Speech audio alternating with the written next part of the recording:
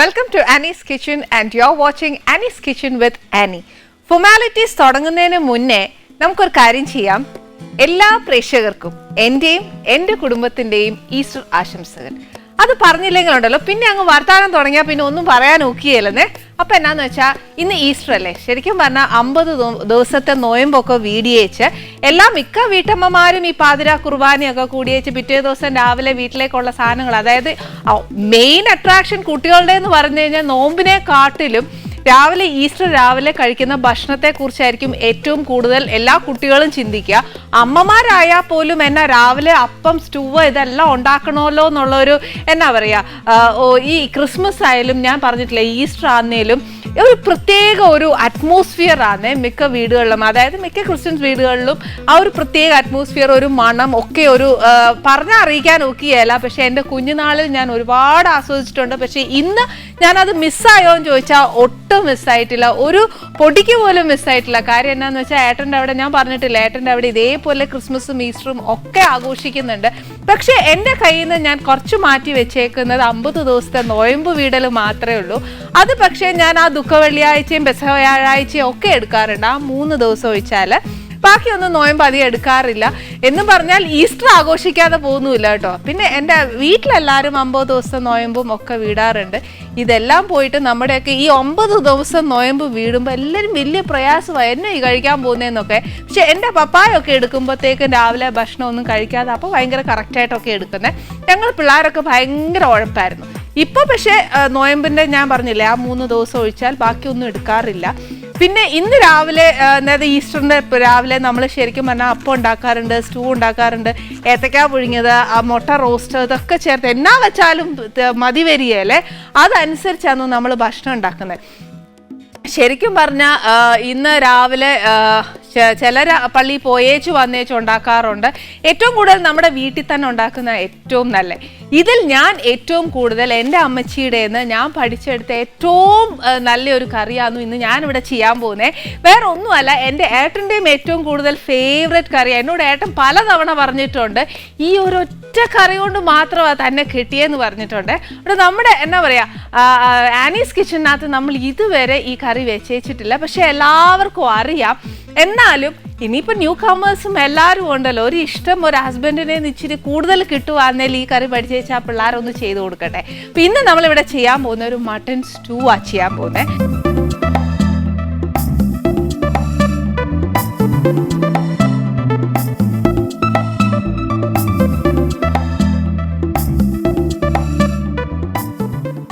ഇതിനകത്ത് വലിയ ബഹളം അങ്ങനെയായിട്ടൊന്നുമില്ല. എൻ്റെ അമ്മയുടെ അമ്മ പഠിപ്പിച്ച ഒരു, അതായത് പഠിപ്പിച്ച എന്ന് പറയാനല്ല, ഞങ്ങളൊക്കെ അവധിക്കാലത്തൊക്കെ അവിടെ പോയി നിൽക്കുമ്പോൾ, കോട്ടയത്ത് പോയി നിൽക്കുമ്പോൾ അമ്മച്ചി ചെയ്യുന്ന കണ്ടേച്ച് പഠിച്ചതാ. അതിനകത്ത് പക്ഷേ ഇപ്പം ചെയ്യുന്ന കൂട്ട് ഒരുപാട് വ്യത്യാസമുണ്ട് അമ്മച്ചി ചെയ്യുന്നത്. ഫസ്റ്റ് എന്നാ വേണ്ടി വെച്ചാൽ കുറച്ച് പട്ട, ഗ്രാമ്പൂ, ഏലക്ക. ഇത് വലിയ ഏലക്കായാണ്, അത് മസ്റ്റല്ല, ഓപ്ഷണലാണ്, വേണമെങ്കിൽ ഇട്ടാൽ മതി. പിന്നെ വേണ്ടിയത് കുറച്ച് ഇഞ്ചി, വെളുത്തുള്ളി, പച്ചമുളക്, കുരുമുളക് ചതച്ചത്, സവാള, ഉരുളക്കിഴങ്ങ്, ഇച്ചിരി മൈദ, കുറച്ച് തേങ്ങാപ്പാല്, പിന്നെ ഇച്ചിരി ഉപ്പ്. വെളിച്ചെണ്ണയിലായത് ഉണ്ടാക്കുന്നേ. പിന്നെ എന്നാന്ന് വെച്ചാൽ ഞാനിവിടെ മട്ടൺ ഇച്ചിരി വേവിച്ച് വെച്ചേക്കുവാന്നേ. ഇത് എന്നായിട്ട് വേവിച്ചേക്കുവാന്നറിയാവോ? ഇച്ചിരി ഉപ്പും ഇച്ചിരി വിനാഗിരിയും കൂടെ ഒഴിച്ച് വേവിച്ചേക്കുക. ഈ വിനാഗിരി ഒഴിക്കുന്നത് മസ്റ്റല്ല, പക്ഷെ അന്ന് അമ്മച്ചിയൊക്കെ ചെയ്യുന്ന എന്നാന്ന് വെച്ചാൽ ഈ മട്ടൺ ഒന്ന് പെട്ടെന്ന് വെന്ത് കിട്ടാൻ വേണ്ടിയിട്ടാണ് ഞാനിപ്പോൾ ഇച്ചിരി വിനീഗർ ഒഴിച്ചത്. പണ്ട് അമ്മച്ചിയൊക്കെ ഇടുന്നത് എന്നാന്ന് വെച്ചാൽ ഒരു കഷ്ണം ചിരട്ട ഇടുവേ, ഉപ്പും കുരുമുളക് ചതച്ചതും ഒരു കഷ്ണം ചിരട്ടയും കൂടി ഇട്ടേച്ചാന്നു ഈ മട്ടൺ വേവിച്ചെടുക്കുന്നത്. ഈ മട്ടൺ വേവിച്ചെടുത്തേച്ച് അങ്ങ് പറ്റിച്ചെടുക്കുകയല്ല, അതിങ്ങനെ ഇച്ചിരി ചാറോടുകൂടി തന്നെയാണ് എടുക്കുന്നത്. കാര്യം വെച്ചാൽ ഒരു കാര്യം ഞാൻ പറഞ്ഞുതരാം, ഞാനാണെങ്കിൽ ഇച്ചിരി ചാറ് കൂട്ടിയെടുക്കുവേ. കാര്യം എന്നാന്നോ, നമ്മൾ തേങ്ങാപ്പാൽ പിഴിയാനും അത് എന്നാ പറയുക അരച്ചെടുക്കാനും ഒക്കെ ഒരു ഇച്ചിരി പ്രയാസമുള്ളൊരു കാര്യമല്ലേ. നമ്മൾ ഇക്കാലത്ത് എത്ര വേഗത്തിൽ നമുക്ക് ജോലി തീർക്കാവോ അത്രയും വേഗത്തിൽ തീർക്കാൻ വേണ്ടി ഇരിക്കുന്ന സമയത്ത് നമ്മൾ തേങ്ങാപ്പാൽ തേങ്ങാപ്പാൽ പിഴിയണം, അത് എടുക്കണം എന്നൊക്കെ പറഞ്ഞിട്ട് വലിയ പ്രാരാബ്ധങ്ങളാണ് പറയുന്നത്. അന്നേരം എന്നാ ചെയ്യണം എന്നറിയോ, ഒരു ഓപ്ഷനും കൂടെ ഞാൻ തരാം. എന്നാന്ന് വെച്ചാൽ നമുക്ക് തേങ്ങാപ്പാലൊന്നും എടുക്കാൻ നേരം കിട്ടിയില്ല എന്നുണ്ടെങ്കിൽ, കുറേ നേരം ഇരിക്കാനല്ല എന്നുണ്ടെങ്കിൽ എന്നും പറഞ്ഞ് ഒരു ദിവസം കൊണ്ട് ഒറ്റയടിക്ക് ചീത്താവുമൊന്നുമില്ല. പശുവും പാലില്ലേ, പശുവും പാൽ ഒഴിച്ചേച്ചാലും മതി. പശുവും പാൽ ഒഴിക്കുന്ന സമയത്ത്, പക്ഷേ ഇത് തേങ്ങാപ്പാലാന്ന് കേട്ടോ, പശുവും പാൽ ഒഴിക്കുന്ന സമയത്ത് എന്നാ വെച്ചാൽ ഇച്ചിരി ചാറ്, എന്നാന്ന് വെച്ചാൽ നമ്മൾ മട്ടൺ വേവിച്ചെടുക്കുന്ന ചാറ് കുറച്ച് കൂടുതൽ, ആ സ്റ്റോക്ക് കുറച്ച് കൂടുതൽ എടുക്കുവാന്നേൽ രണ്ടാം പാലിൻ്റെ സ്ഥാനത്ത് ആ സ്റ്റോക്ക് ഒഴിക്കാം. അപ്പോൾ എന്താണെന്ന് വെച്ചാൽ രണ്ടാം പാൽ എടുക്കണ്ട, ഒന്നാം പാലിൻ്റെയും പ്രശ്നം വരുന്നില്ല. ആദ്യം ഒന്നാം പാലിൻ്റെ സ്ഥാനത്ത് നമുക്ക് പശുവും പാൽ ഒഴിക്കാൻ പറ്റും. അപ്പോൾ ഫസ്റ്റ് എന്നാ ചെയ്യേണ്ടതെന്ന് വെച്ചാൽ തീ കത്തിച്ച് വെച്ചാൽ, അമ്മച്ചിയൊക്കെ ചട്ടിയിലാണ് വെച്ച് കണ്ടേക്കുന്നത്, പക്ഷെ നമ്മൾ അതൊന്നുമല്ല. പിന്നെ അഥവാ മട്ടൻ വേവിച്ചില്ല എന്നുണ്ടെങ്കിൽ നമുക്കിതെല്ലാം വഴറ്റിയേച്ച് പ്രഷർ കുക്കറിനകത്തോട്ട് ഒരുമിച്ചിട്ട് വേവിച്ചെടുക്കാനേ ഉള്ളൂ. പക്ഷെ അതെന്നാന്ന് വെച്ചാൽ മട്ടൻ ഇടുമ്പോഴത്തേക്ക് ഉരുളക്കിഴങ്ങും ഉള്ളിയും ഇത് എല്ലാം കൂടി എന്നാ പറ്റുമെന്നോ അങ്ങ് മട്ടൻ കറക്റ്റായിട്ട് കിട്ടും, പക്ഷേ ഉരുളക്കിഴങ്ങ് കാണുകയില്ല, ഉള്ളി കാണുകയില്ല, ഒന്നും കാണുകയില്ല. അതുകൊണ്ടാണ് നമ്മൾ മട്ടൺ പ്രത്യേകം വേവിക്കുന്നത്. ഇനിയിപ്പോൾ അതല്ല, ചിക്കനാണ് നമ്മൾ ഉപയോഗിക്കുന്നതെങ്കിൽ ഇതെല്ലാം കൂടെ ഒരുമിച്ചിട്ടേച്ച് വഴറ്റിയേച്ച് ചിക്കനും കൂടെ ഒരുമിച്ചിട്ട് ഇച്ചിരി വെള്ളം ഒഴിച്ചേച്ച് ഒന്ന് വേവിച്ചെടുത്തേച്ച് കഴിഞ്ഞാൽ ഉരുളക്കിഴങ്ങൊന്നും ഇങ്ങനെ എന്നാ പറയുക, കാണാൻ പറ്റാത്ത പോലെ അങ്ങ് വെന്ത് പോവുകയൊന്നുമില്ല. മട്ടനാണ് ചെയ്യുന്നതെങ്കിൽ എപ്പോഴും മട്ടണോ ബീഫോ ഏതാന്നേലും അത് രണ്ടും നല്ല വേവുള്ള കൂട്ടത്തിലായതുകൊണ്ട് പ്രത്യേകം വേവിച്ച് വെച്ചതിന് ശേഷം വേണം സ്റ്റൂ ചെയ്യാനേ. ഫസ്റ്റ് എന്നാ ചെയ്യേണ്ടത് വെച്ചാൽ, ചട്ടി ചൂടായി കഴിഞ്ഞാൽ ഒരു ഇച്ചിരി വെളിച്ചെണ്ണ ഒഴിക്കണ്ടേ.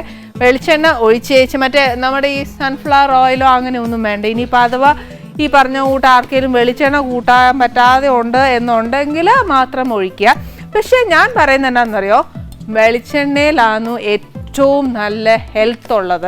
അതായത് ആൻറ്റിസെപ്റ്റിക് ആണ്. നമ്മൾ കുഞ്ഞുകാലം പോലെ ഒക്കെ ശീലിച്ചേക്കുന്നത് ഇത് തന്നെയല്ലയോ, അന്നേരം പിന്നെ നമുക്കൊരിക്കലും ദോഷം ചെയ്യുകയില്ല. ഇപ്പം എണ്ണ ചൂടായിട്ടുണ്ട്, ഇതിനകത്തോട്ട് എന്നാ ചെയ്യണം, പട്ട ഇടുമ്പോൾ എൻ്റെ കയ്യിൽ ഇപ്പോൾ 2 ഇനം പട്ടയുണ്ട്.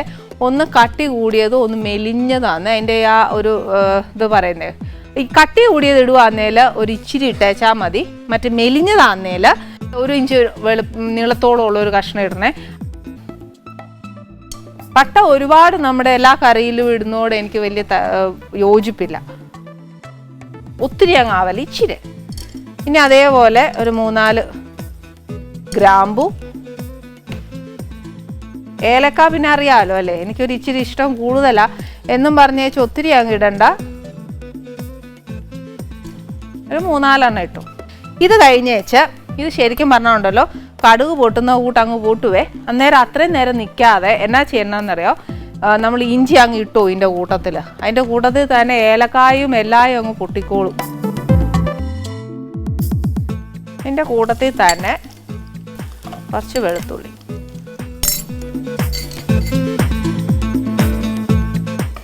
നമ്മൾ ഇഞ്ചിയും വെളുത്തുള്ളിയും കൂടെ ഇതിനകത്ത് ഞാൻ അരിഞ്ഞായിട്ടേക്കുന്നത്. അന്നേരം പെട്ടെന്ന് നിങ്ങൾ ആലോചിക്കും ഇതൊന്ന് ചതച്ചിട്ടാൽ എന്നാ കുഴപ്പമെന്ന്.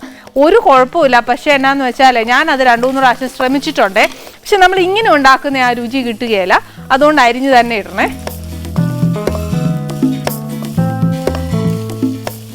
പിന്നെ ഈ പറഞ്ഞ പോലെ ആ വെളുത്തുള്ളി ഒരു ഇച്ചിരി മൂത്ത് കഴിഞ്ഞാൽ അടുത്ത ഇൻഗ്രീഡിയൻറ്റ് ചേർക്കാവുള്ളൂ. അല്ലെങ്കിൽ ആ വെളുത്തുള്ളിയുടെ ഒരു എന്നാ പറയുക, ആ ഒരു ചുവയുണ്ടല്ലോ, ആ കറിക്ക് മുന്നേ നിൽക്കും. അതുകൊണ്ട് ഒന്ന് ഇച്ചിരി ഒന്ന് മൂത്തോട്ടെ.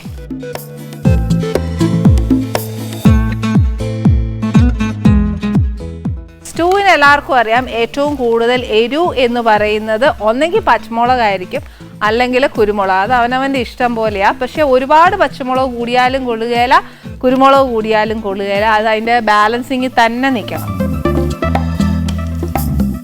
ഇതൊരു ഇച്ചിരി മൂത്ത് കഴിഞ്ഞേ, ഒരുപാടങ്ങ് മൂപ്പിച്ച് ബ്രൗൺ ആക്കാനല്ല, അതിൻ്റെ ആ ഒരു റോ ടേസ്റ്റ് മാറണം.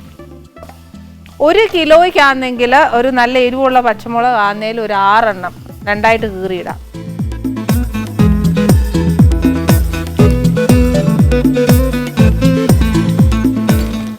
അഥവാ നമ്മളൊരു ഇച്ചിരി പോരാന്ന്, നമുക്ക് എരിവ് പോരാന്ന് തോന്നുവാന്നേൽ മട്ടൺ ഒന്ന് രണ്ടാമത് ഇതിൻ്റെ കൂട്ടത്തിൽ ഇട്ടൊന്ന് വേവിക്കണം കേട്ടോ. അത് ആ സമയത്ത് ഒരു ഇച്ചിരി കൂടി ചേർത്തേച്ചാൽ മതി.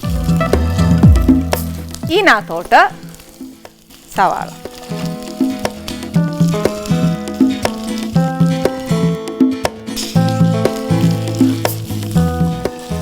സവാള ഒരു ഇച്ചിരി പെട്ടെന്ന് മൂത്ത് കിട്ടാനായിട്ട് ഞാൻ ഒരു ഇച്ചിരി ഉപ്പിടുക.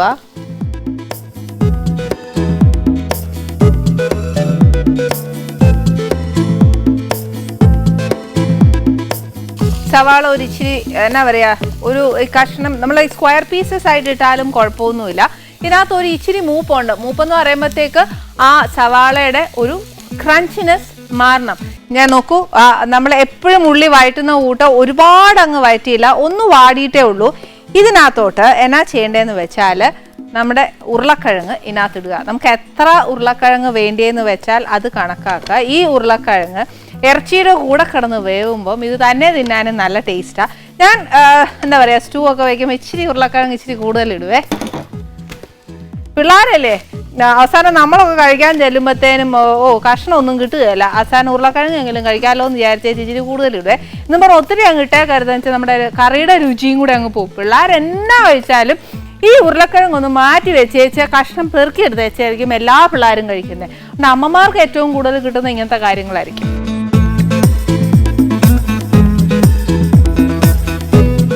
ഈ ഉരുളക്കിഴങ്ങിൻ്റെ കൂടെ ഒരു കാര്യം കൂടി ഇടാം, ക്യാരറ്റും കൂടെ അരിഞ്ഞിട്ടാൽ നല്ലതാന്നു. ഇഷ്ടമുള്ളവർക്ക് അതും കൂടെ ചേർക്കാം കേട്ടോ.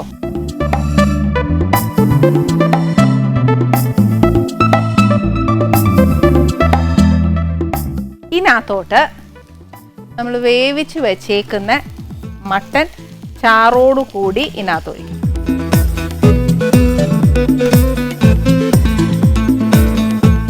ഈ മട്ടൻ ഫുൾ വേവിച്ചിട്ടില്ല, ഇതൊരു 1/4 വേവേ ഉള്ളൂ. അപ്പം എന്നാ ചെയ്യേണ്ടത് വെച്ചാൽ ഉരുളക്കിഴങ്ങ് വേവുന്ന ഒരു വേവില്ലേ, അതാണ് ബാക്കി മട്ടൻ്റെ വേവും.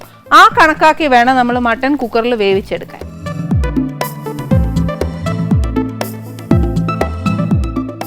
മട്ടൻ ഉപ്പും വിനാഗിരിയും ഒഴിച്ചിട്ടാണ് ഞാൻ വേവിച്ചത്. അതിൻ്റെ കൂടെ ഉപ്പുണ്ട്. അപ്പം ഇനി ഈ ഉപ്പ് എന്തായാലും പോരാ, നമ്മുടെ ഉരുളക്കിഴങ്ങയിലും കൂടെ ഒന്ന് പിടിച്ചു വരുമ്പോൾ കുറച്ച് ഉപ്പ് കുറയും. പിന്നെ പാല് ചേർക്കാനുണ്ട്, അതെല്ലാം കൂടെ ആകുമ്പോഴത്തേക്ക് ഉപ്പ് എന്തായാലും കുറയും. പക്ഷേ ഇപ്പം ഞാൻ ചേർക്കുകയില്ല. കാര്യം എന്നാന്ന് വെച്ചാൽ ഇപ്പം ചേർത്ത് കഴിഞ്ഞാൽ എങ്ങാനും ഒരിച്ചിരി കൂടി പോയി കഴിഞ്ഞാൽ പിന്നെ എന്നാ പണിയാണെന്നറിയോ, നമ്മുടെ ആ സ്വാദ് പോവേ. നമ്മൾ എന്നതേലും ഒരു ഇൻഗ്രീഡിയൻറ്റ് കൂടുതൽ ഇട്ടേച്ച് ആ കറിക്ക് ആ സ്വാദ് പോയി കഴിഞ്ഞാൽ പിന്നെ രണ്ടാമത് റീമേക്ക് ചെയ്യുമ്പോൾ ഉണ്ടല്ലോ, അതിൻ്റെ ആ ഒരു ഫസ്റ്റായിട്ട് നമ്മൾ ചെയ്യുമ്പോൾ ഉണ്ടാകുന്ന ആ രുചിയോ എന്നാന്ന് വെച്ചാൽ അത് കിട്ടുകയില്ല. പിന്നെ അങ്ങ് എന്നാ പറയുക, ഏച്ച് കെട്ടിയാൽ മുഴച്ചിരിക്കും എന്ന് പറയുന്ന പോലെ തന്നെ അങ്ങ് പണി ചെയ്ത് ഇല്ലാതാക്കും നമ്മളതിനെ. അപ്പം അതിലും ഭേദം നമ്മൾ ആദ്യമേ ചേർക്കുമ്പോൾ ഉപ്പ് കുരുമുളക് ഇതൊക്കെ ചേർക്കുമ്പോൾ ഒന്ന് നോക്കിയും കണ്ടേച്ചു ഒന്ന് ചേർത്തേച്ചാൽ മതിയേ. ചതച്ച കുരുമുളക് ചേർക്കുന്നതാണ് ഏറ്റവും നല്ലത്. മറ്റേ പൊടിച്ചത് ചേർത്ത് കഴിഞ്ഞാലുള്ള പ്രശ്നം എന്നാന്ന് വെച്ചാൽ കറി അങ്ങ് കറുത്തു പോവും, അത് കൊള്ളുകയില്ല. സ്റ്റൂ എപ്പോഴും വെളുത്തിരിക്കുന്നത് തന്നെയാണ് നല്ലത്. പിന്നെ അന്നേരം ഒരു ഇച്ചിരി കുരുമുളക് കടിക്കാൻ കിട്ടുന്നതൊക്കെ നല്ല ടേസ്റ്റാണ്.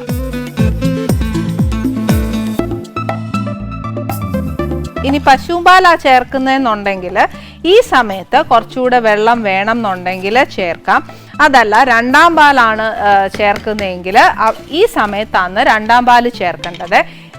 ചേർത്തേച്ച് നമ്മുടെ മട്ടൻ ഒന്ന് കുറച്ച് വേവണം. അതേ കൂട്ട് തന്നെ ഉരുളക്കിഴങ്ങും കുറച്ചൊന്ന് വെന്താൽ ഇനി ചെയ്യേണ്ട കാര്യം എന്നാ വെച്ചാൽ നമ്മൾ തലപ്പാലിരിക്കുമല്ലയോ, തലപ്പാലിനകത്തോട്ട് ഒരു ഇച്ചിരി മൈദ, 1 ടീസ്പൂൺ അല്ലെങ്കിൽ 1.5 ടീസ്പൂൺ മൈദ കലക്കി വെച്ച്, ഒട്ടും കട്ട കെട്ടല്ലേ, ലംസ് ഒന്നും ഒട്ടും ഇല്ലാതെ നല്ലതായിട്ട് കലക്കി വെച്ച് കുറേശ്ശെ നമുക്ക് എത്ര ആ ചാറ് വേണമെന്ന് വെച്ചാൽ ആ ചാറിൻ്റെ കണക്കാക്കി ഒഴിക്കുക. കുറുക, നമ്മൾ ആ ഒരു സ്റ്റൂവിന് എപ്പോഴും ഒരു കുറുകലുണ്ടാവും. ആ കുറുകാൻ വേണ്ടിയിട്ടാണ് ഞാൻ ഇച്ചിരി മൈദ ചേർക്കുന്നത്. അതല്ല മൈദ ഹെൽത്തിന് ഒത്തിരി ചീത്തയാണ് എന്ന് തോന്നുവാണെങ്കിൽ നമ്മൾ ഇപ്പോഴാണ് ഉരുളക്കിഴങ്ങ് ചേർത്ത് സെപ്പറേറ്റ് ആയിട്ട് കുറച്ച് ഉരുളക്കിഴങ്ങ് എടുത്ത് നല്ല വേവിച്ചേച്ച് നല്ല ലംസ് ഇല്ലാതെ ഉടച്ചിട്ട് ഈ പാലെ ചേർത്ത് ഇതിനകത്ത് ചേർത്താലും നമ്മുടെ കറി നല്ലതായിട്ട് കുറുകും. അതല്ല ഉരുളക്കിഴങ്ങ് അങ്ങനെ വേണം എന്നുണ്ടെങ്കിൽ നമ്മുടെ ഈ പാലിൽ ഇച്ചിരി മൈദ ചേർത്തേച്ച് ഒന്ന് കലക്കേച്ച് നമ്മൾ ഇതിനകത്ത് ചേർത്തേച്ച് ഇതിനകത്ത് ഇഷ്ടംപോലെ മല്ലിയില ഇടാം, അല്ലെങ്കിൽ കറിവേപ്പില ഇഷ്ടമുള്ളവർക്ക് കറിവേപ്പില ഇടാം. കറിവേപ്പില ഏറ്റവും കൂടുതൽ ഇഷ്ടമുള്ള എനിക്കാന്നു. അതുകൊണ്ട് ഞാൻ പക്ഷേ സ്റ്റൂവിനകത്ത് കറിവേപ്പില ചേർത്താൽ അതിൻ്റേതായ ഒരു ടേസ്റ്റ് വരികയില്ല എന്നാണ് ഞാൻ കണ്ടിട്ടുള്ള അമ്മച്ചിയൊക്കെ കണ്ടിട്ടുള്ളത്. അമ്മച്ചിയൊക്കെ ഇച്ചിരി കൂടുതൽ മല്ലിയില ഇടുന്നതാണ് കണ്ടേക്കുന്നത്. ഇനിയിപ്പോൾ കറിവേപ്പില വേണമെന്ന് തോന്നുവാണെങ്കിൽ, പക്ഷെ കടുകൊന്നും മറക്കരുത് ഇതിനകത്ത്, അതിൻ്റെ ആ ടേസ്റ്റ് എല്ലാം പോവും. കറിവേപ്പില വേണമെങ്കിൽ ഇട്ടോളൂ, കുഴപ്പമില്ല, ഇപ്പം ഇടാം. പിന്നെ ഈ പാൽ ഒഴിച്ച് കഴിഞ്ഞ് കഴിഞ്ഞാൽ ഒരുപാട് നേരം ഇട്ട് തിളപ്പിക്കല്. പശുമ്പാലാണെങ്കിൽ പിരിഞ്ഞു പോകും. തേങ്ങാപ്പാലാണെങ്കിലും വലിയ കുഴപ്പമില്ല. ഒന്ന് തിളച്ച് കഴിയുമ്പോഴത്തേക്ക് ഓഫ് ചെയ്തേക്കണം. പിന്നെ കുറുകുന്നത് മാത്രം എപ്പോഴും ശ്രദ്ധിച്ചോണം. മാവ് ചേർക്കുമ്പോൾ കൂടിപ്പോരുത്, അവസാനം മൈദ ചുവയ്ക്കും. അങ്ങനെയല്ല, നമുക്ക് എന്നാ പറയാ, ഒരു ഇത്രയും പോകുന്ന ഒരു ബൗളിന് ഒരു 1.5 ടീസ്പൂൺ ആദ്യം ചേർത്തേച്ച് പാലൊഴിക്കുക. ഒഴിച്ചേച്ച് ആ കുറുകുന്നത് പോരാന്ന് തോന്നുവാന്നേരം ഒരു ഇച്ചിരി പാലും കൂടെ ചേർത്തേച്ച് മൈദയും ചേർക്കുക. അങ്ങനെ കുറേശ്ശെ ചേർത്ത് നമ്മുടെ കറി നല്ലൊരു കുറുകലാക്കിയിട്ട് എടുത്താൽ മതി. മട്ടൺ സ്റ്റൂ ആയതുകൊണ്ട് കറിയുടെ ചാറ് ഇച്ചിരി കൂട്ടുന്നതായിരിക്കും എപ്പോഴും നല്ലത്. കാര്യം ഒരിക്കലും ഞാൻ വീട്ടിലുണ്ടാക്കുമ്പോൾ തികയേയില്ല.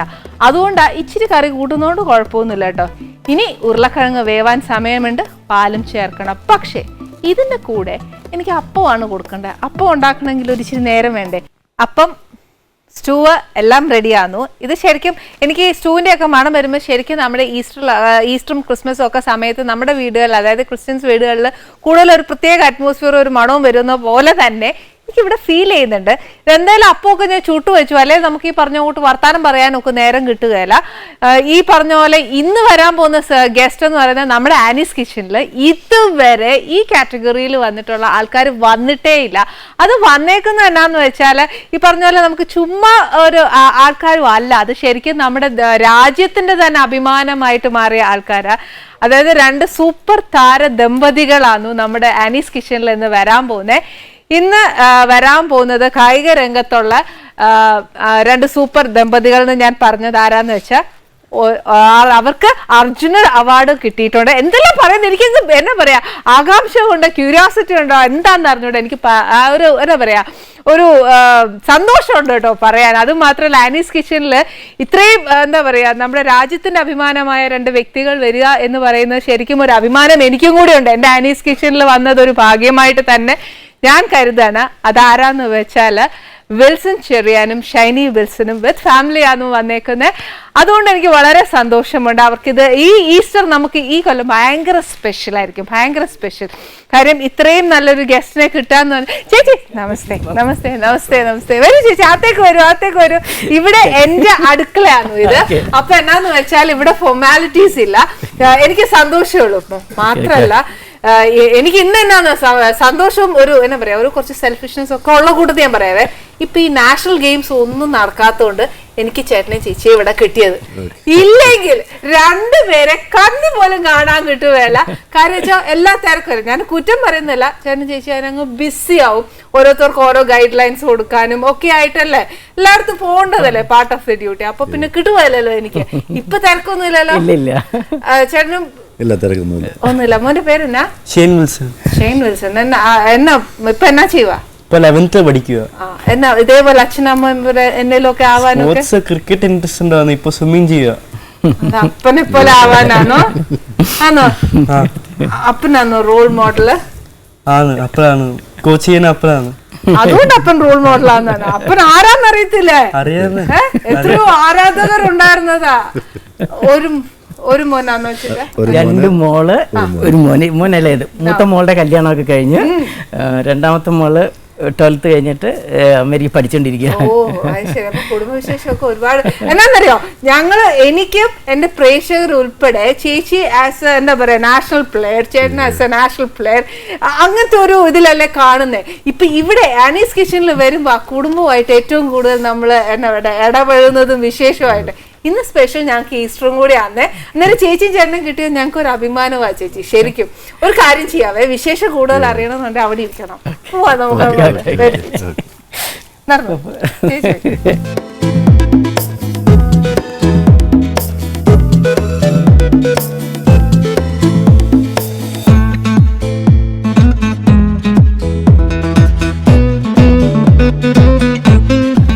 ഇരുന്ന് നല്ല വിശേഷം ചോദിക്കണം. കാര്യം എന്താണെന്നറിയാവോ, സത്യം പറഞ്ഞാൽ എന്റെയൊക്കെ സ്കൂൾ ഡേയ്സ് അല്ലെങ്കിൽ കോളേജ് ഡേയ്സ് ആയിരിക്കും ശരിക്കും ഞാനൊക്കെ കണ്ടേക്കുന്നത്. എന്നാന്നറിയാവോ, ചേച്ചിയൊക്കെ ഓടിയിട്ട് ട്രാക്കിൽ വന്ന് ഇങ്ങനെ അണച്ചൊക്കെ നിൽക്കുവല്ലേ, ആ ഒരു ലുക്ക് ആട്ടോ എന്റെയൊക്കെ മനസ്സിലിപ്പൊ കിടക്കുന്നത്. ഇപ്പൊ ശരിക്കും പറഞ്ഞാൽ ചേച്ചിയും ചേട്ടനൊക്കെ എന്റെ മുമ്പിലുണ്ടെന്ന് പറഞ്ഞപ്പോ ഞാൻ പിച്ച് നോക്കേണ്ടി വരും, ട്രൂത്ത് ആണോ എന്ന് അറിയാനല്ലേ. എന്തോരം ഫാൻസും ശരിക്കും പറഞ്ഞാൽ പേപ്പറിലൊക്കെ ഇങ്ങനെ ഞങ്ങൾ നോക്കിയിട്ടുണ്ട്. ഇപ്പൊ ചേട്ടനും ചേച്ചിയും ഒക്കെ ഈ ഫീൽഡിലേക്ക് വരുമ്പോ ഫ്രം ദി സ്റ്റാർട്ടിങ് അതെ, എങ്ങനെയാണോ ഇതിലേക്ക് വന്നത്? ശരിക്കും ആ കാലഘട്ടത്തിൽ ഒരുപാട് സ്ട്രഗിൾ ചെയ്തിട്ടായിരിക്കോ വന്നത്? ഭയങ്കര വീട്ടുകാരുടെ സപ്പോർട്ട് ഉണ്ടായിരുന്നു? എങ്ങനെയാണ് സ്ട്രഗിളിങ് വേണ്ടി വന്നു? ഒന്നും നമുക്കറിയാൻ മേല. ശരിക്കും പറഞ്ഞാൽ അതിനെപ്പറ്റി ഒന്ന് പറഞ്ഞുതരാമോ? രണ്ടുപേരുടെ എക്സ്പീരിയൻസും പറഞ്ഞുതരാമോ? എൻ്റെന്ന് പറഞ്ഞാൽ ശരിക്കും തൊടുപുഴ വഴുത്തല എന്ന ആ സ്ഥലത്താണ് ഞങ്ങൾ ജനിച്ച് വളർന്നത്. അന്ന് ഇങ്ങനെ ഗ്രൗണ്ടോ പ്രാക്ടീസ് ചെയ്യാനുള്ളതൊന്നുമില്ല. അന്ന് എനിക്ക് സ്കൂളിൽ നിന്ന് വീട്ടിലോട്ട് പോകുമ്പോൾ എൻ്റെ ഫാദറിൻ്റെ ബ്രദേഴ്സിൻ്റെ മക്കളെല്ലാം ഫാദറിൻ്റെ ബ്രദേഴ്സ് അവരെല്ലാവരും 12 മക്കളാണ്. അതിൻ്റെ മക്കളും എല്ലാവരും. അപ്പോൾ അവരുടെ എല്ലാവരും ഫ്രണ്ടിൽ എനിക്ക് വീട്ടിൽ ചെല്ലണം ഫസ്റ്റിൽ. അങ്ങനെ പിന്നെ പള്ളിയിൽ പോയിട്ടായാലും സൺഡേ സ്കൂൾ കഴിഞ്ഞ് കഴിഞ്ഞാൽ കുറച്ച് ദൂരമുണ്ട്. ഞാൻ യാക്കോബ സഭ, അപ്പോൾ അവിടെ നിന്ന് വീട് വരെ കുറേ ദൂരമുണ്ട്. അപ്പോൾ ഓടിയാണ്, അന്ന് ബസ്സൊക്കെ തീരെ കുറവാണ്. അപ്പോൾ അവിടെ നിന്ന് വീട്ടിൽ ചെല്ലണം.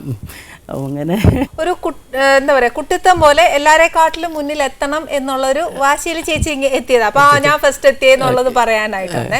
പക്ഷെ ചേച്ചിയുടെ ഉള്ളിൽ ഒരു സ്പോർട്സ്മാൻ സ്പിരിറ്റ് ഉണ്ടോ? അതോ ചേച്ചി ഇങ്ങനെ നാട്ടുകാർ മുഴുവൻ പറഞ്ഞു ഈ കൊച്ചിന് നടക്കാൻ അറിയാൻ മേല, ഓടാനേ അറിയത്തുള്ളൂ? ശരിക്കും ഈ ഒരു ഓട്ടക്കാരിയെ ട്രാക്കിലേക്ക് എത്തിച്ചതാരാ?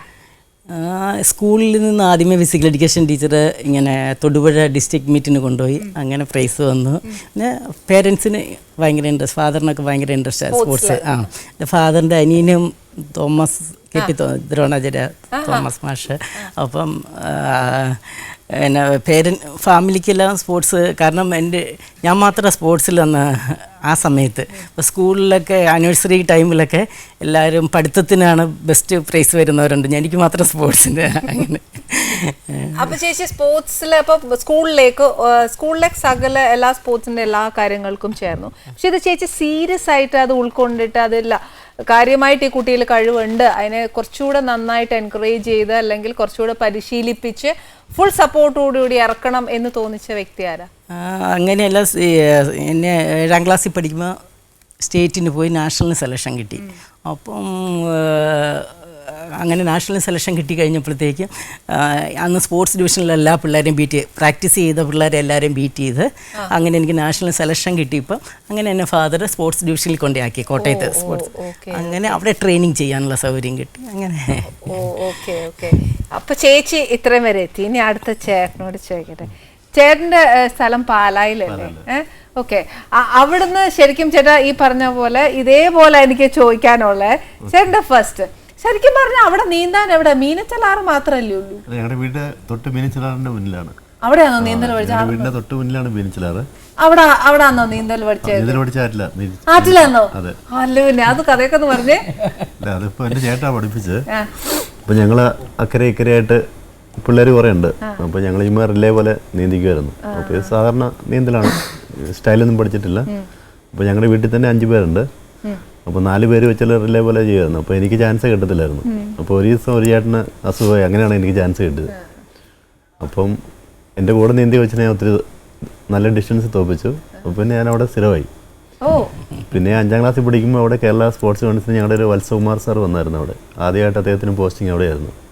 അപ്പോൾ സ്കൂളിൽ വന്നെല്ലാം ഈ പിള്ളേരെ കിട്ടാത്തതുകൊണ്ട് സ്കൂളിൽ വന്നൊക്കെ ചോദിച്ചു നീന്തൽ അറിയാവുന്ന പിള്ളേരുടെ കൈ വെക്കാൻ പറയുമ്പോൾ ഞാൻ കൈപൊക്കി. അപ്പോൾ സെൻറ് തോമസ് കോളേജിൻ്റെ ഒരു കുളമുണ്ട്, അതായത് അവിടെ കണ്ടത്തിലേക്കൊക്കെ വെള്ളത്തിന് ആവശ്യമായിട്ട് അന്ന് മഴക്കാലത്ത് നിറച്ചിടും. പിന്നെ വർഷം ഫുൾ അങ്ങനെ കിടക്കും. അപ്പോൾ അവിടെയാണ് ആദ്യത്തെ കോച്ചിങ് കിട്ടിയത്. അത് കഴിഞ്ഞാൽ ആ വർഷം തന്നെ ഒരു 4 മാസം കഴിഞ്ഞപ്പോൾ നമ്മുടെ ട്രിവാൻഡ്രത്ത് വാട്ടർ വർക്ക് സിമ്പിളിൽ സബ് ജൂനിയർ മീറ്റ് നടന്നു. അന്ന് എനിക്ക് 10 ഇവൻ്റ് സാർ എന്നെ ഇട്ടു. ഞാൻ അതിൽ 9ലും ഫസ്റ്റ് വന്നു. അതെ,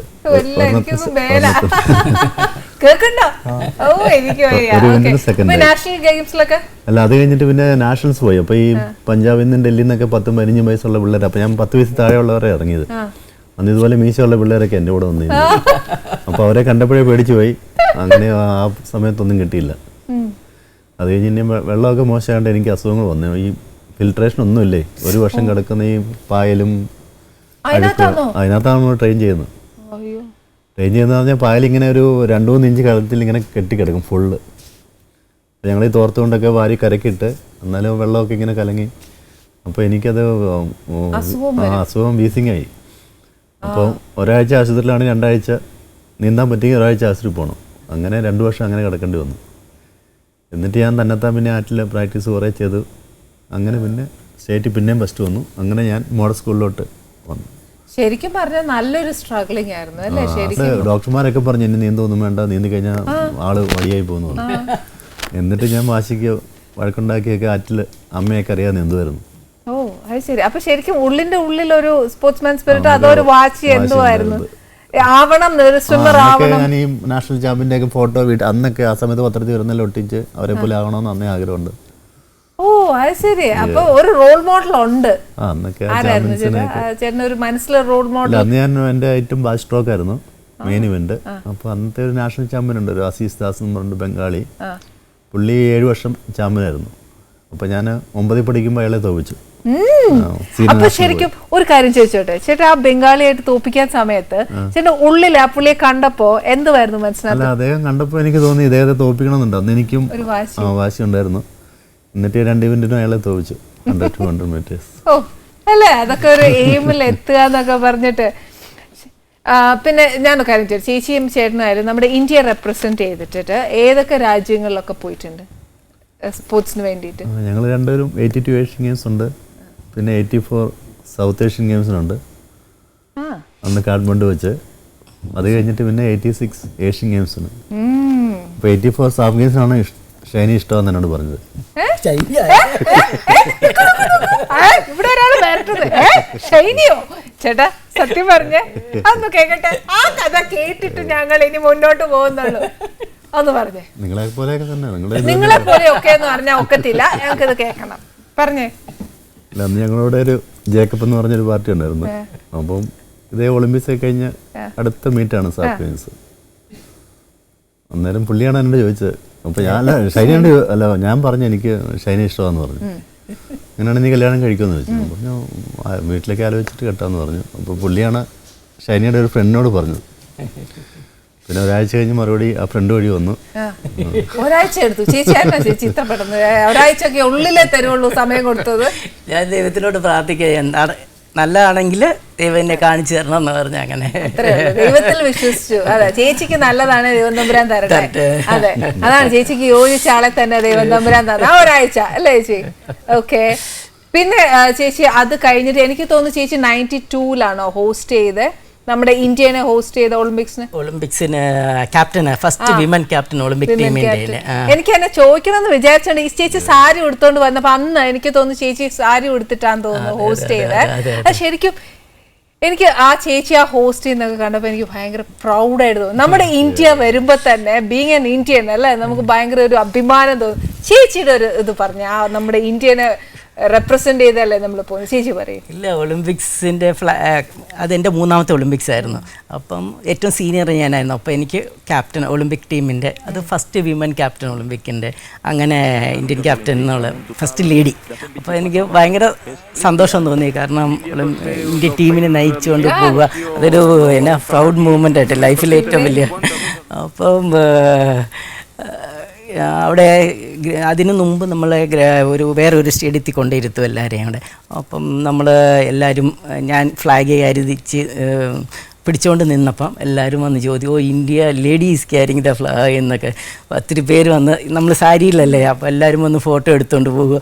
ഭയങ്കര അപ്പോൾ എല്ലാവർക്കും വേറെയുള്ള കൺട്രിയിലെ ആൾക്കാരെല്ലാം വന്നിട്ട് ഫോട്ടോ ഒക്കെ എടുത്തുകൊണ്ട് പോവുക. ഭയങ്കര സന്തോഷം തോന്നി.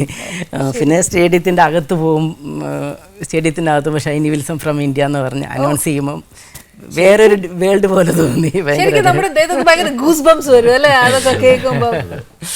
ഇല്ലടോ, ഭയങ്കരമായിട്ട് വരുടോ. ഇപ്പൊ ചേച്ചി പറയുമ്പോ തന്നെ ഞാനൊക്കെ അങ്ങ് പോയി. അവിടെ ചെല്ലുമ്പോ ആ അനൗൺസ്മെന്റ് ഒക്കെ കേൾക്കുമ്പോ തന്നെ നമുക്ക് എന്നാ അല്ല ഒരു സ്പിരിറ്റാ. മാത്രമല്ല നെഞ്ച് വിടർത്തി നമുക്ക് ആ ഫ്ലാഗ് പിടിക്കാൻ തന്നെ ഒരു അഭിമാനമാണ് ശരിക്കും.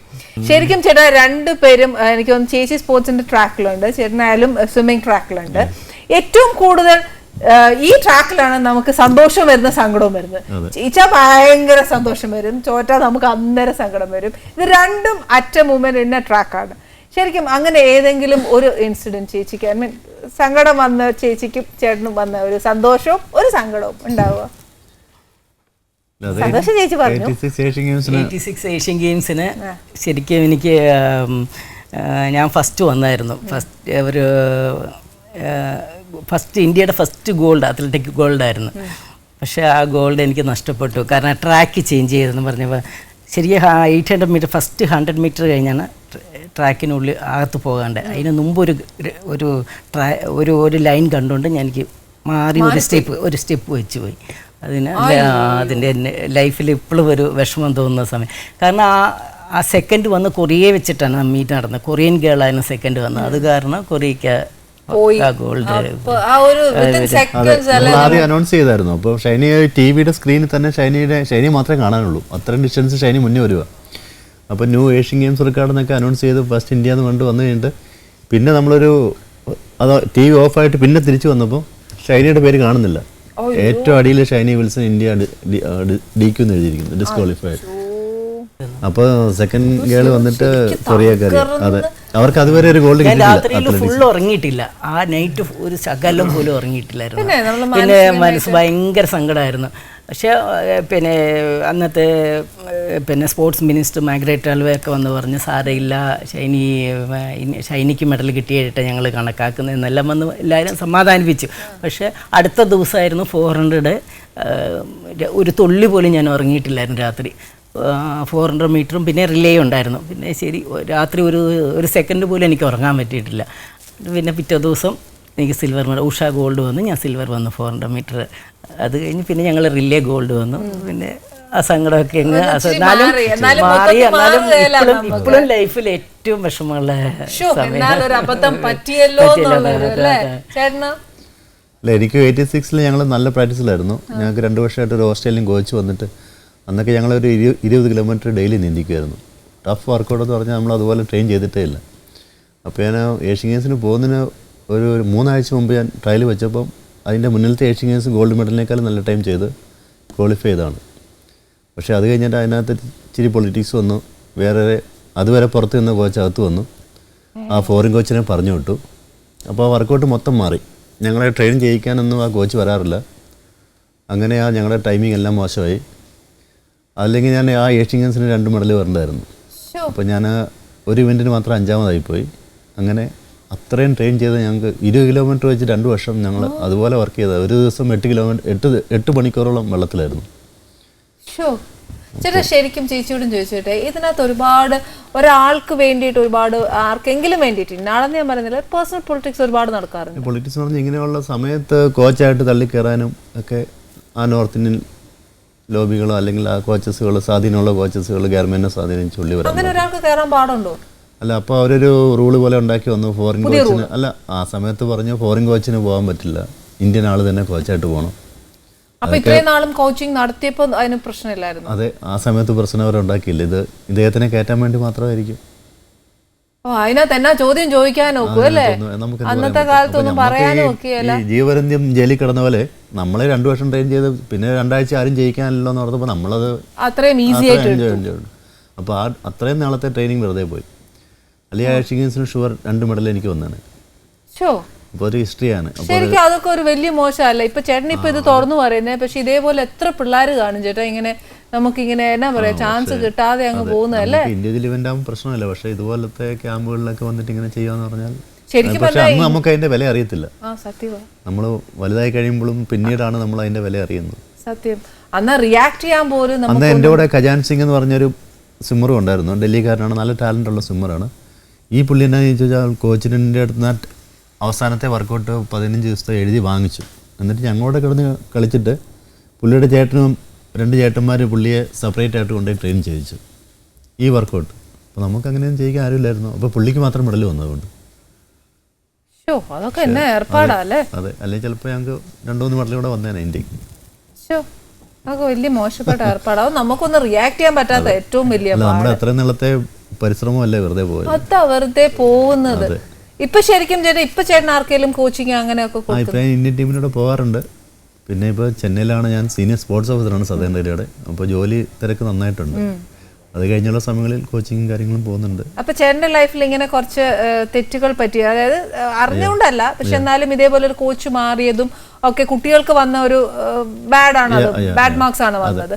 അതേപോലെ ഇപ്പൊ ചേട്ടന്റെ നേതൃത്വത്തിൽ അങ്ങനെ വല്ല കോച്ചിങ് അല്ല ഇപ്പോഴെന്ന് പറഞ്ഞാൽ നമ്മുടെ സിസ്റ്റം കംപ്ലീറ്റ് മാറിയില്ല. ഇപ്പൊ അന്നൊക്കെ നമുക്ക് ക്യാമ്പുകളിൽ മാത്രമേ ഉള്ളൂ ഈ ലോങ് ടൈം ക്യാമ്പുകൾ, 1 വർഷം 1.5 വർഷം ക്യാമ്പുകൾ കാണും. അപ്പോൾ നമ്മൾ ഒരേ രീതിയിൽ ട്രെയിനിങ് നടക്കുകയാണ്. ഇപ്പോൾ പല പല സെൻറ്ററുകളുണ്ട്.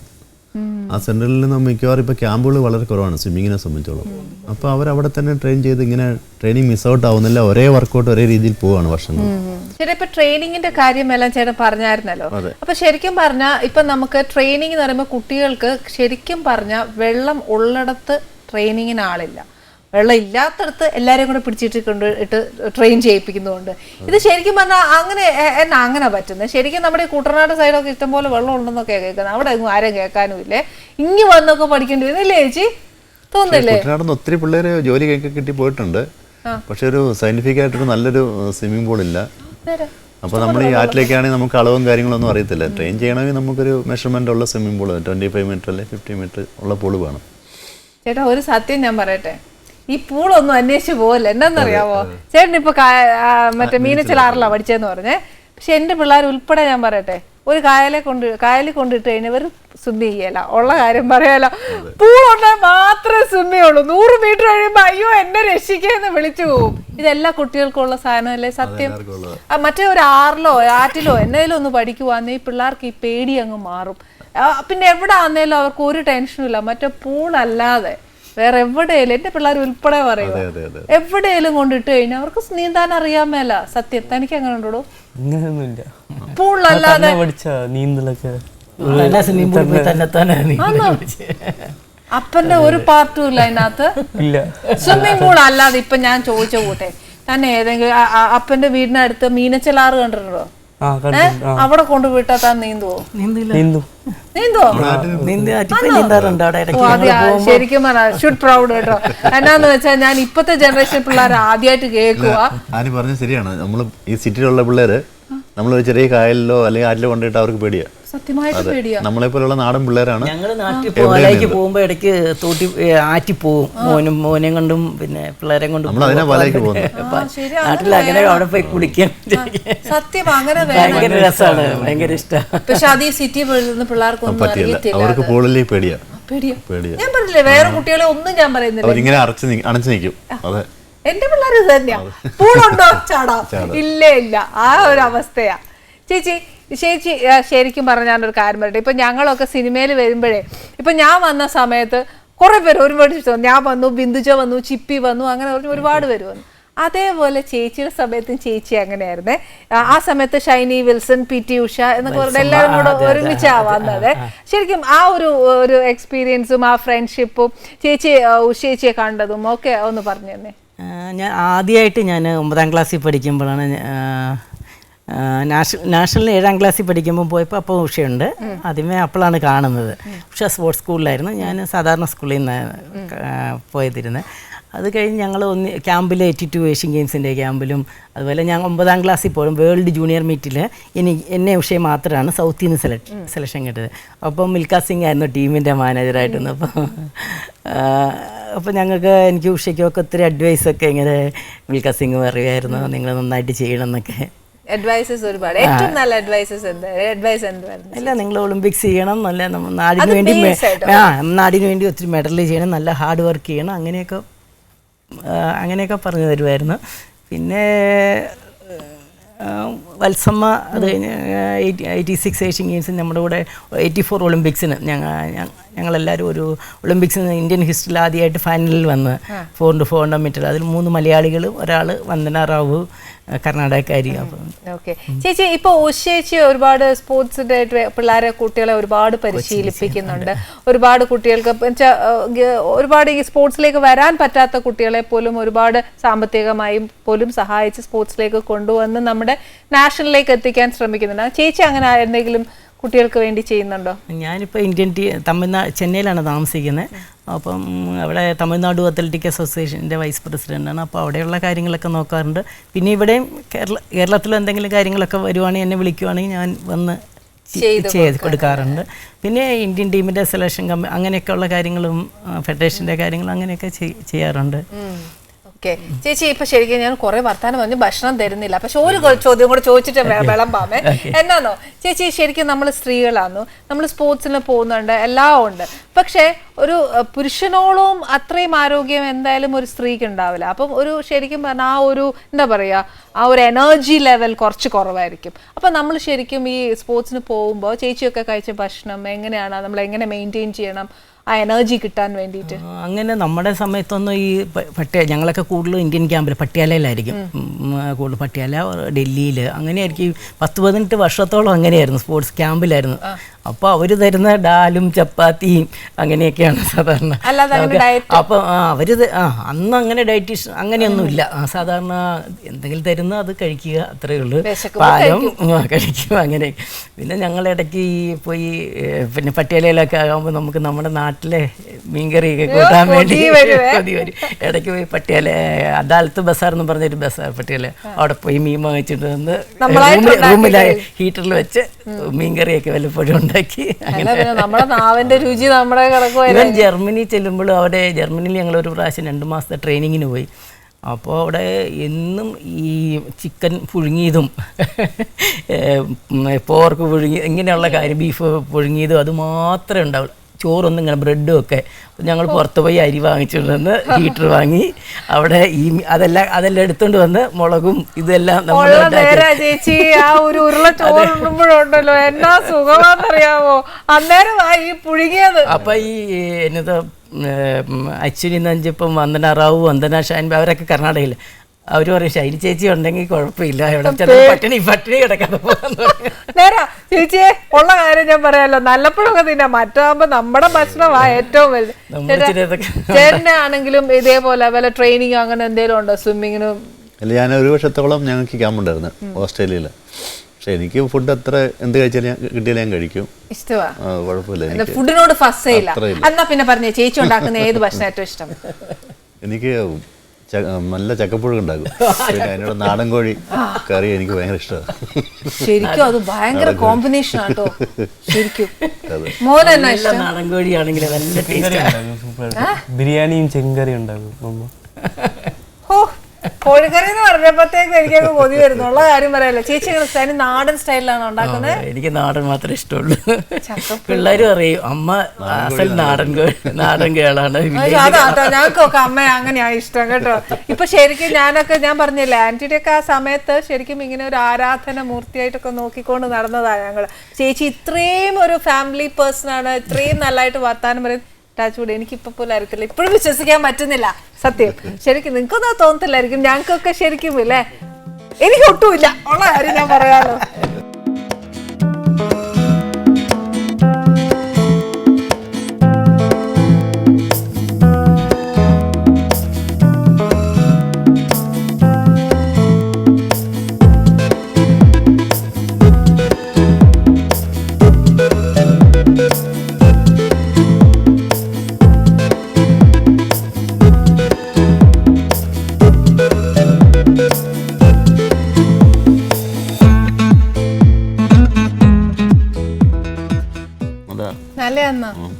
ചേട്ടാ ഞാൻ ഒരു കാര്യം ചോദിച്ചോട്ടെ, ചേട്ടന്റെ കൈക്ക് എന്നാ പറ്റി?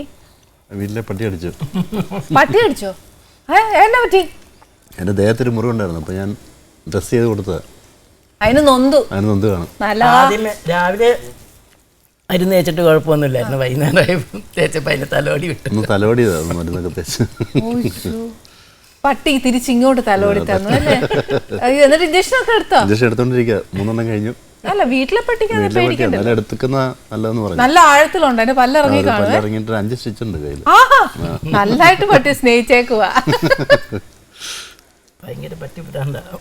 ആന്നല്ലേ, ചേച്ചിക്ക് ഇഷ്ടമാണ് ദൂരെ നിന്നുള്ള സ്നേഹമൊന്നുമില്ല, പക്ഷെ പട്ടിക്ക് എന്നെ ഭയങ്കര.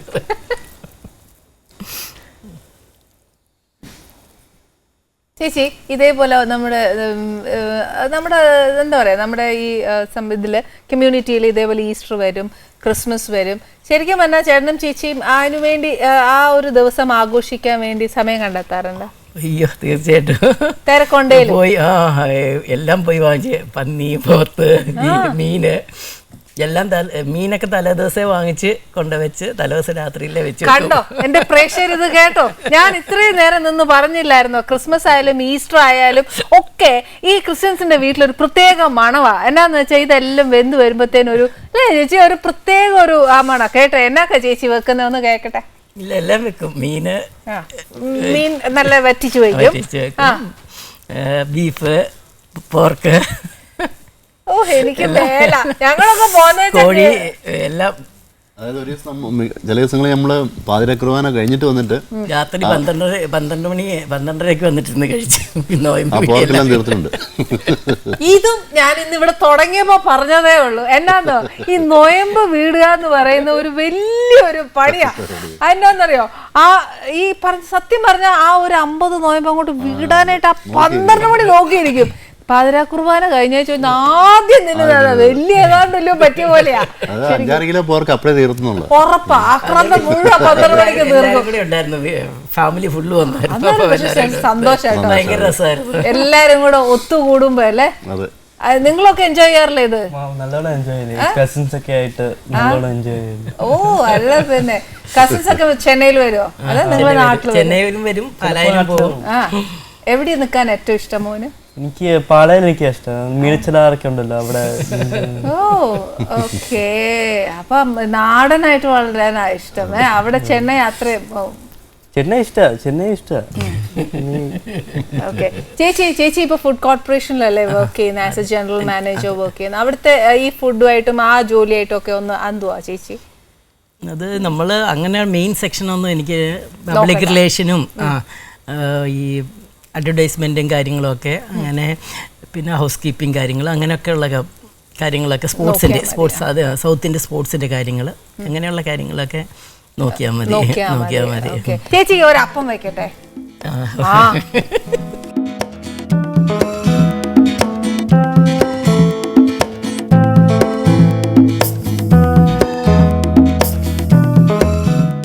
എന്തായാലും എന്റെ ഭക്ഷണം ഇഷ്ടപ്പെട്ടു. നന്നായിട്ടുണ്ട്, ഭക്ഷണം നന്നായിട്ടുണ്ട്. ചേച്ചി എന്തായാലും പടമൊക്കെ പണ്ടും കാണാറുണ്ട്. അയ്യോ എന്നിട്ട് പിന്നെ ഒത്തിരി പടങ്ങളില് ഭയങ്കര ഇഷ്ടമാണ്. ഇതിലൊരു പടത്തിന് കാര്യം പറഞ്ഞപ്പോ എനിക്ക് ഇതിനകത്തൊരു സീക്രട്ട് ഉണ്ട്. ചേട്ടനറിയാം, എന്റെ പ്രേക്ഷകരോട് ഞാൻ പറയാം, ചേച്ചീനെ ഒരു സിനിമയിൽ അഭിനയിക്കാൻ വിളിച്ചതാ. നേരല്ലേ ചേച്ചി? കണ്ടോ ചേച്ചി പോയെന്നാ? പിന്നെ നമ്മൾ ഓർത്ത് സ്പോർട്സ് അല്ലേ, നമ്മുടെ സ്പോർട്സിലൂടെയാണ് നമുക്ക് ഇത് കിട്ടിയത്. അപ്പം സിനിമയിൽ പോയി കഴിഞ്ഞാൽ നമ്മൾ പ്രാക്ടീസൊക്കെ മിസ്സായി പോയല്ലേ. പിന്നെ ചേച്ചി ഭയങ്കര സ്പോർട്സ് താരമായിരുന്നു, ഭയങ്കര സൂപ്പർ സ്റ്റാർ ആയിരുന്നു ചേട്ടനും ചേച്ചിയും. ശരിക്കും ഒരു ഫാമിലി, അതായത് സ്പോർട്സ് ട്രാക്കിൽ നിന്ന് ഫാമിലി ട്രാക്കിലേക്ക് വന്നപ്പോൾ ഉണ്ടായ ഒരു ചേഞ്ച് അതെന്തായിരുന്നു? കല്യാണം കഴിഞ്ഞപ്പോൾ ഒരാഴ്ച കഴിഞ്ഞപ്പോഴത്തേക്കും ക്യാമ്പിൽ പോയി. ഞങ്ങൾ രണ്ടുപേരും കൂടെ പട്യാലയിൽ പോയി ട്രെയിനിങ് ചെയ്ത്. ആ ഏഷ്യൻ മീറ്റിന് എനിക്ക് 2 ഗോൾഡ് 1 സിൽവർ മെഡലും കിട്ടി. പിന്നെ മോളുണ്ടായി കഴിഞ്ഞു. സാധാരണ ലേഡീസൊന്നും വെളിയിൽ വരത്തില്ല, കാരണം ഒത്തിരി വണ്ണം വെച്ച്. അപ്പോൾ ഞാൻ ബാംഗ്ലൂർ പോയി, മോളെയും കൂട്ടിക്കൊണ്ടുപോയി അവിടെ ട്രെയിനിങ് ചെയ്ത്. മോൾക്ക് 9 മാസമായുള്ളപ്പോൾ നാഷണൽ ചാമ്പ്യനായി. വിതിൻ 1 ഇയർ ഇപ്പോൾ ഏഷ്യൻ ചാമ്പ്യനായി. അതാരും ഏഷ്യയിൽ ആരും അങ്ങനെ ചെയ്തിട്ടില്ല. അതിൻ്റെ ഇതായിട്ട് ചൈനയിൽ നിന്ന് എനിക്കൊരു അവാർഡും, Chinese journalist award top 10 in Asia എന്ന അവാർഡ്. ശരിക്കും എന്നാന്നറിയോ, ഒരു പ്രസവം കഴിഞ്ഞാൽ എല്ലാ അമ്മമാരും പറയും ഒരു സ്ത്രീ ഏറ്റവും കൂടുതൽ എന്താ പറയുക റെസ്റ്റ് എടുക്കേണ്ട സമയമാണ് എന്നൊക്കെ പറയും. പക്ഷേ ചേച്ചിക്ക് ഇങ്ങനെ ഒരു മെഡൽ തന്നെ ദൈവമേ കിട്ടിയത് സന്തോഷമുണ്ട്. ദൈവം തമ്പുരാൻ ചേച്ചിക്ക് എല്ലാവിധ ആരോഗ്യവും ആയുസ്സും ദൈവം തരട്ടെ. കാര്യം ചേച്ചിക്ക് ആ ഒരു സ്പോർട്സ്മാൻ സ്പിരിറ്റ് എപ്പോഴും ചേച്ചിയുടെ മനസ്സിലുണ്ട്. ആ ആരോഗ്യം എപ്പോഴും ചേച്ചിക്കും ചേട്ടനും ഈശ്വരൻ തരട്ടെ.